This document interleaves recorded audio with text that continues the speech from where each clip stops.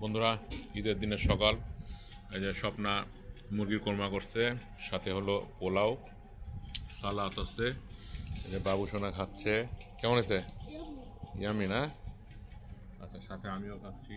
দুই বাপ বেটা, একজন দুজন দুটা রান। হুম, খুব টেস্ট। হুম, খুব টেস্ট হয়েছে। আর ঈদের দিন অত বেশি হয়তো ভালো লাগে না, একটুই খাবো। সালাদ নিয়ে নিই। তাই ঠিক আছে না? সুন্দর।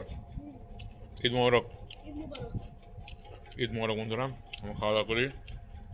রাত আসলে গরুর গোস্ত খাবো, রাত আসলে গরুর গোস্ত। রাত থেকে গরুর গোস্ত মুরগি খাওয়ার শেষ তখন। আল্লাহ হাফেজ।